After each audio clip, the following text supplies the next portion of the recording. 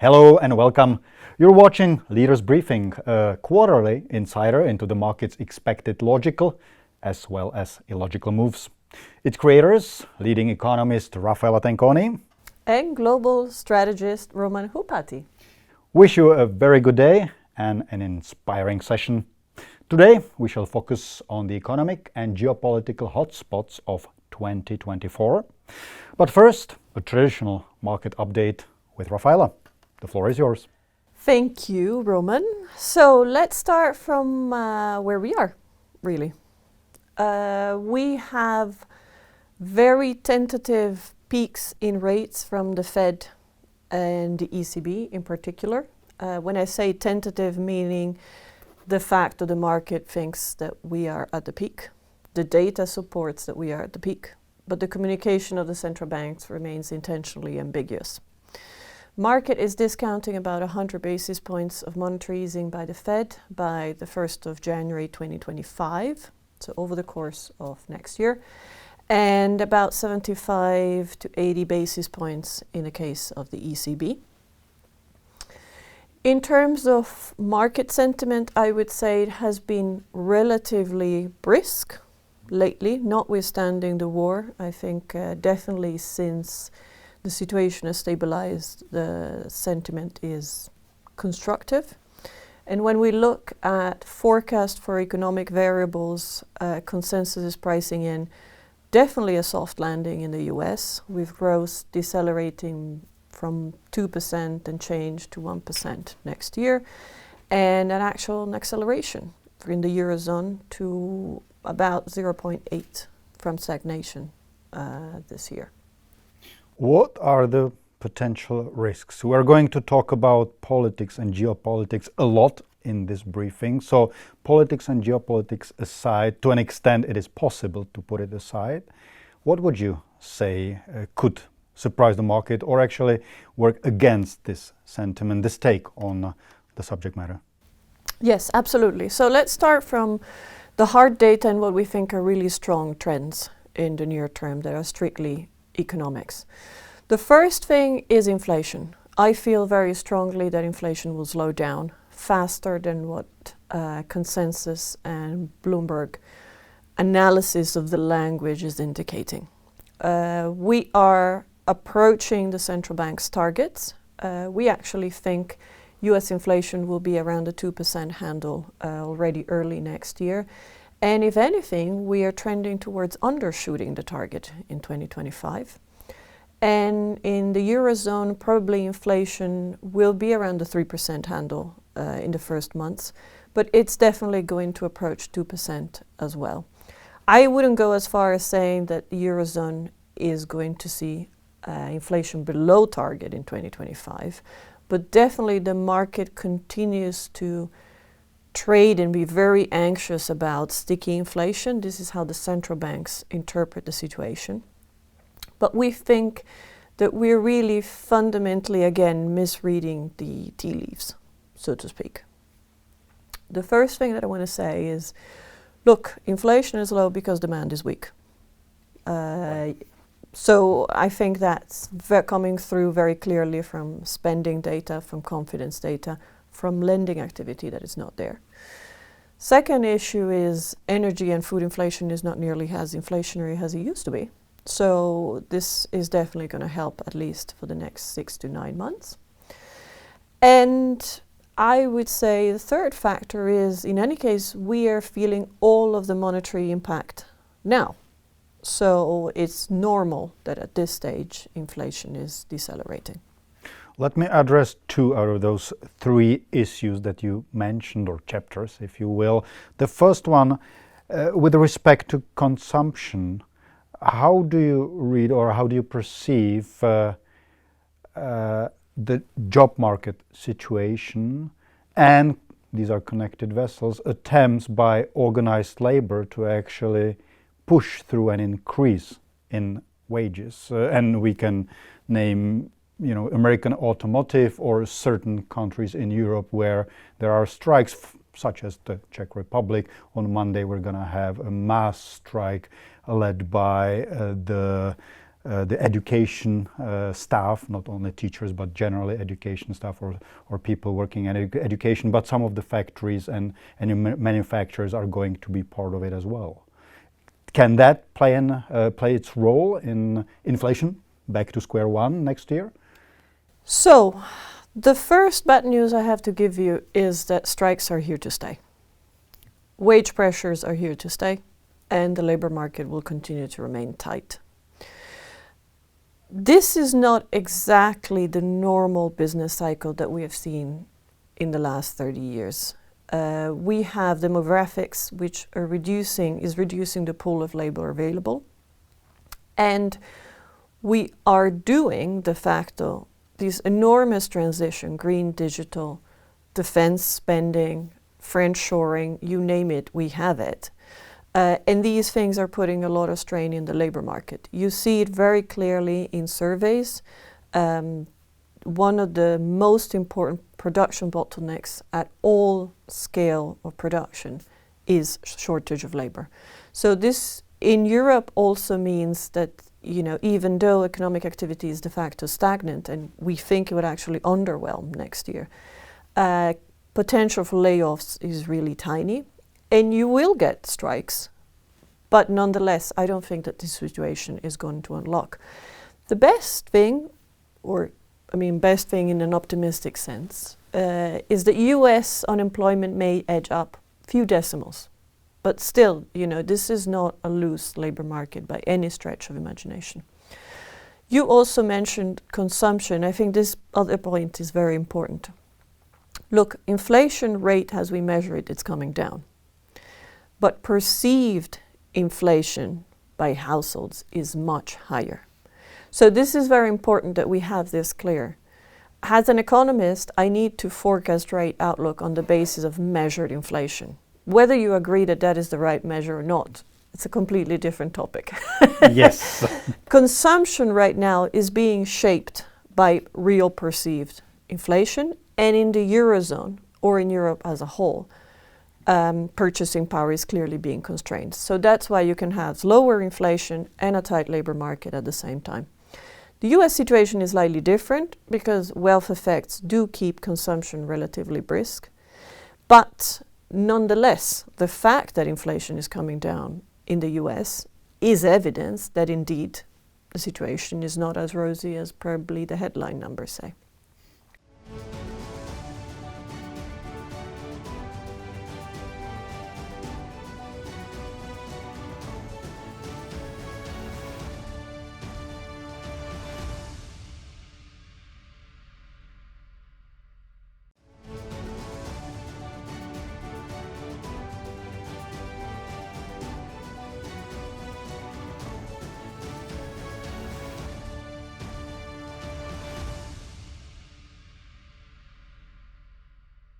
Since you are actually using your crystal ball, where else do you see the value on the market looking forward, meaning in a 2024 outlook? Stocks, generally, US is considered more interesting at the moment than Europe, potentially some of the Asian economies, which makes sense, again, conditioned by certain issues such as elections, conflicts, and stuff like that.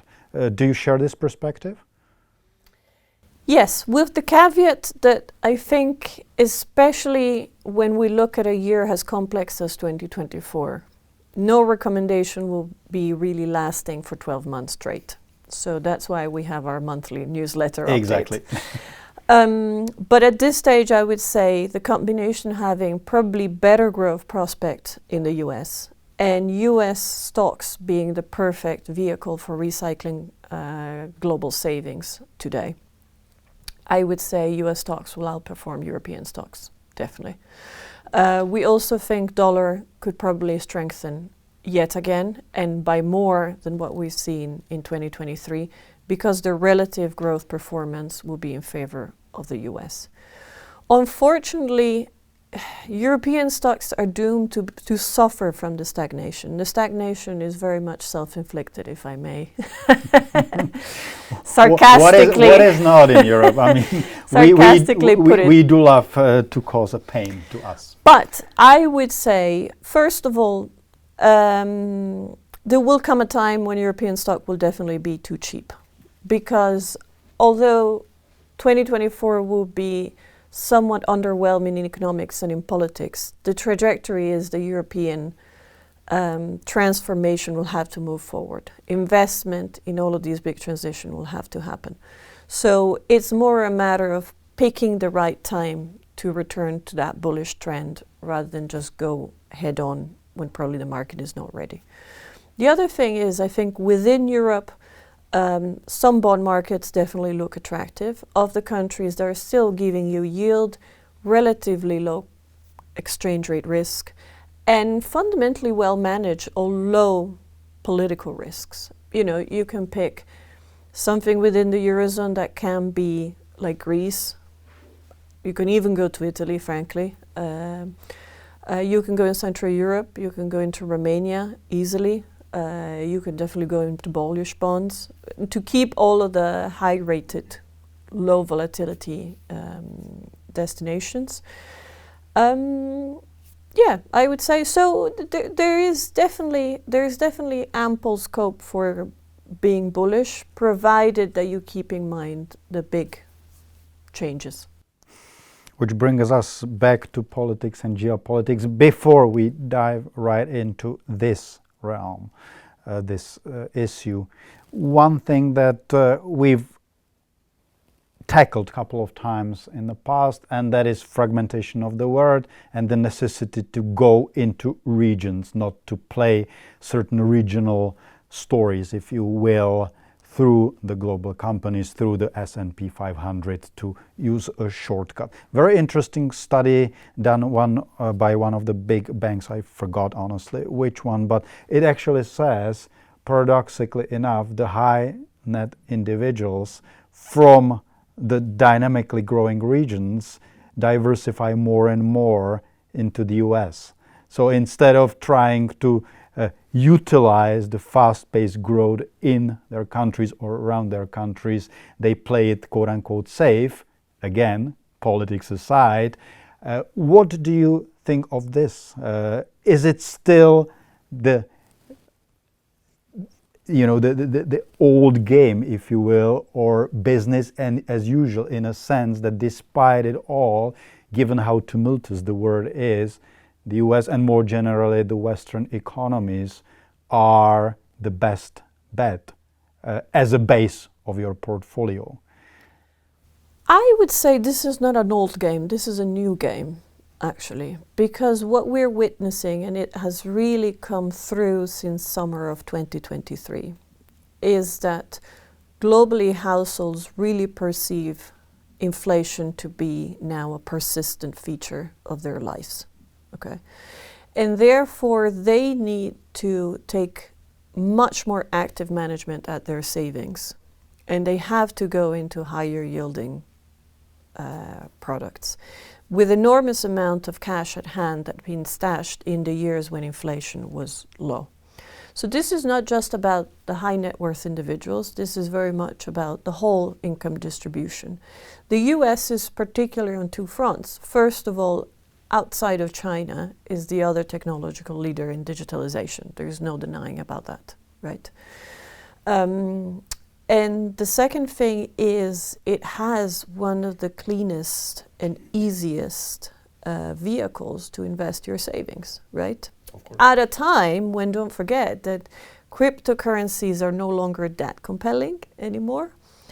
Real estate is not that affordable anymore. And bond yields, yes, there are some pockets that clearly have very still high attractiveness, but they're not nearly as interesting if you start from a mindset where you're really concerned about inflation, right? Indivia up 140%. So I think it's a very important message to keep in mind in the near term, because essentially allows a period where you can have valuations that look stretched and still stay stretched for a long time. But how about we now move into politics, which is the more complex and longer lasting theme that we must face in 2024.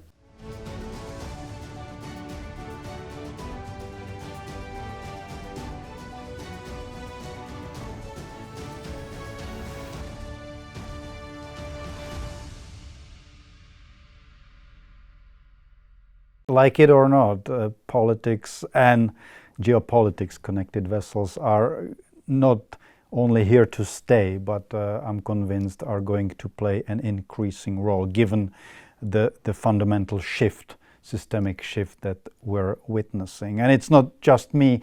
Oxford Economics not a long time ago did their regular survey among global businesses, and they asked about risks or perceived risks for the next year. 2/3 said geopolitics is definitely an issue to follow, which is of course a very complex as well as multi-layered issue. We'll try to focus on a couple of those in this leaders briefing, but of course we will be looking at individual issues and events throughout the year.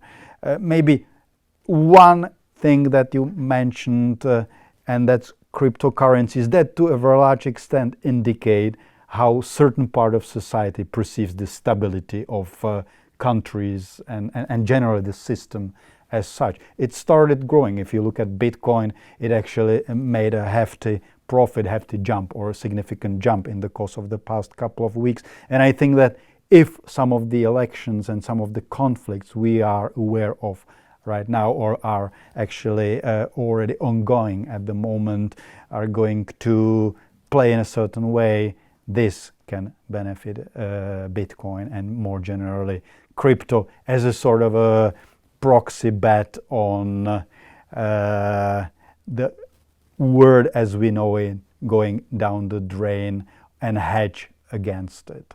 So we'll see. Of course, this would translate into significant market movements should we have some sort of a political or geopolitical shock. And it can come from many sides, if you will.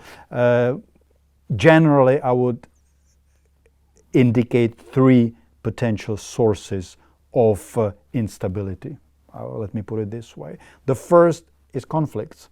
Of course, we all know about Ukraine and we all know about Israeli-Hamas as most commentators portray it or label it conflicts, but there are many other issues that are in play and can eventually have an impact. For instance, if we look at the belt of sub-Saharan countries that are just south of Sahara, there are 4 or 5 countries that either experience it could or some significant domestic turmoil, and that can and most likely is going to translate into potential migrant crisis, more drugs getting onto European markets because these are traditional drug routes, and other forms of instability.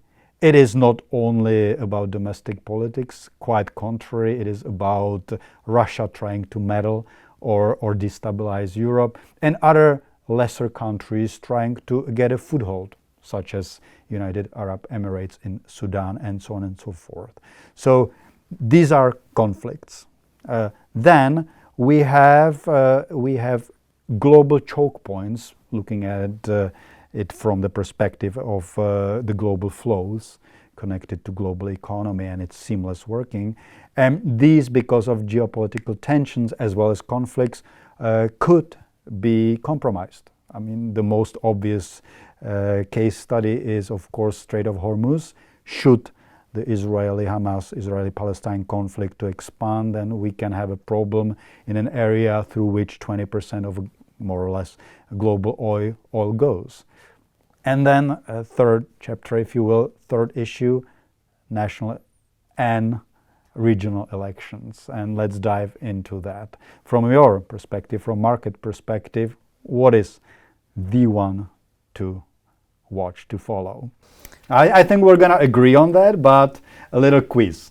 Well, I think the one is clearly the US presidential elections, but Absolutely. I would have to say that the European parliamentary elections in June of 2024, which normally are taken as a sideshow, in this case, they're the most important elections in Europe in the last 20 years. So I have to say it's going to be a tie. I would vote for the US for reasons we're gonna just tackle, but yeah, please continue. Well, so from my perspective, political developments come into the economic analysis through three layers. The result and relative to market expectations, that tends to be actually the most muted impact really on financial variables. The competence of the incoming administration and to what extent policies which are already in the pipeline will change or not. And I think this is definitely something that affects anywhere beyond 12 months to 5 years for economies. And then the third one is trust, which you definitely hinted at Bitcoin, and is the most important variable in financial markets that dictate the cost of borrowing. So how I see the US presidential elections, I would start by saying that, look, former President Trump has 91 indictments, has already been found guilty of serious crimes against the state by a Colorado court recently. So it appears to me that there are sufficient grounds to say that the 14th Amendment should ban him from running. In which case, the fact that he's ahead in the opinion polls does not mean the Republicans win. However, that doesn't necessarily happen, because as the Colorado court proves, he was found guilty but still allowed to run. So it's possible that we have a Republican president. And there, in my view, two things are very important. The first one is really stressing the degree of change in certain policies, certainly related to climate, which have been very important for US growth. But the other thing is definitely the degree of change within internal social stability that will happen, because Trump very openly now talks about addressing anybody that doesn't agree with him. Very, very politically correctly said. Agree. To me, the social stability is crucial. We talked about it a couple of times already, even in the Leaders Briefing. There are a couple of very robust studies that indicate that the polarization is extreme. And to many people who do not go to the United States regularly or do not know the country, this seems like a non-issue. But just to cite some of these surveys, for instance, the one done by Reuters showed that 20% of both Democrats and Republicans see violence as an accepted means to an end, whatever the end is. That's 1 in 5.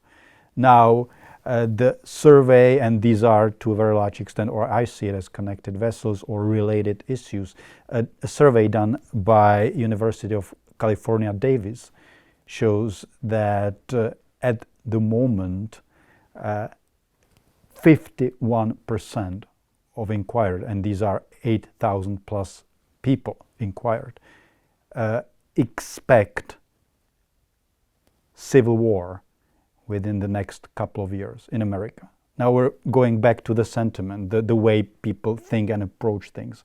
I'm not saying since 51% expected it is going to happen, but to an extent it determines their behavior, it determines the way they vote, it determines the way they talk.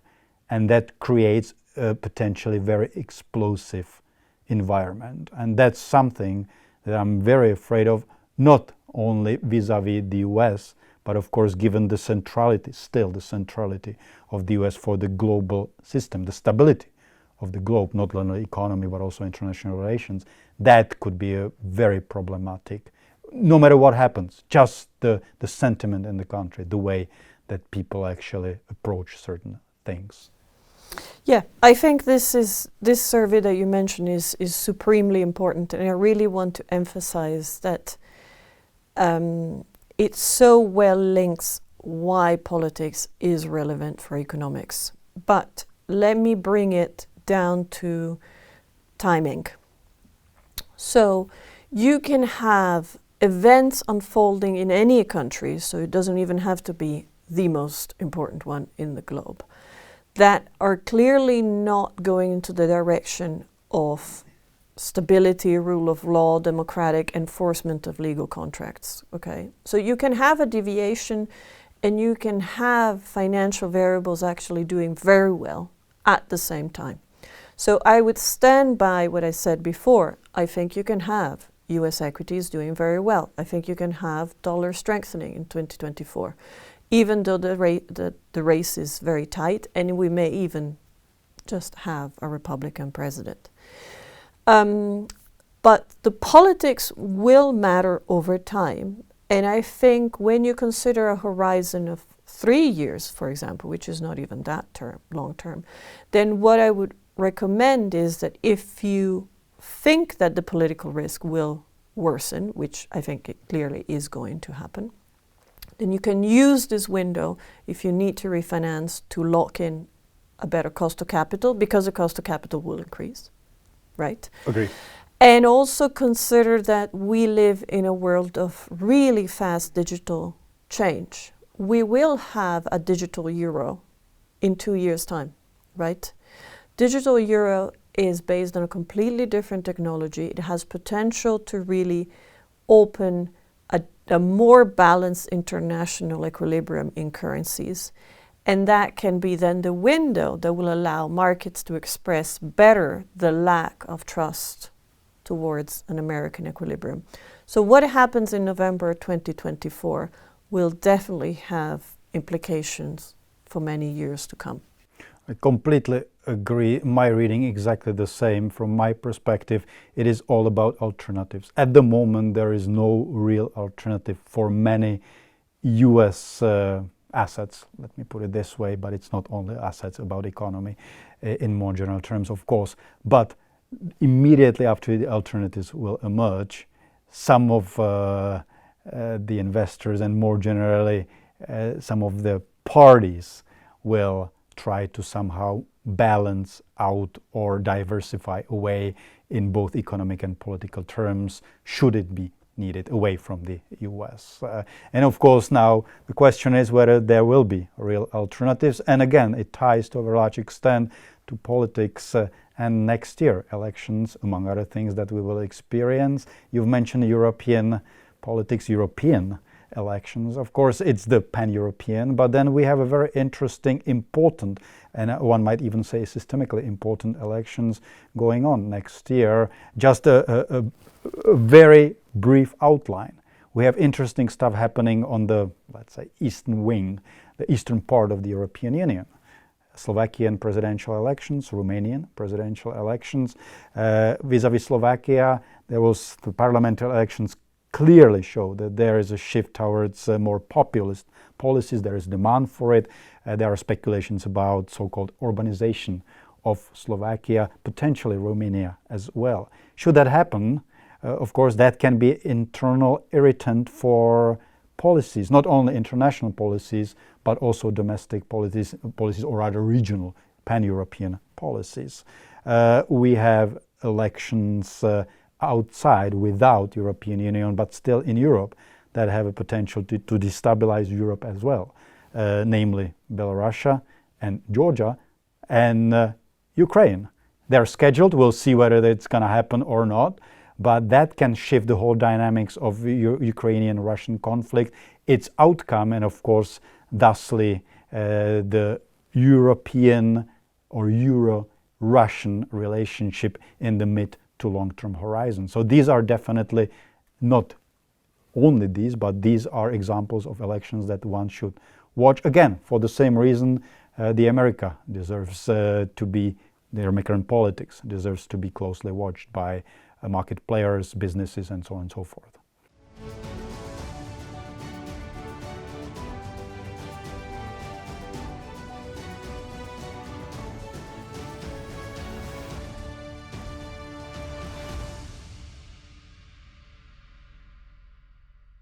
Ladies and gentlemen, and this was the Leaders Briefing Outlook for 2024.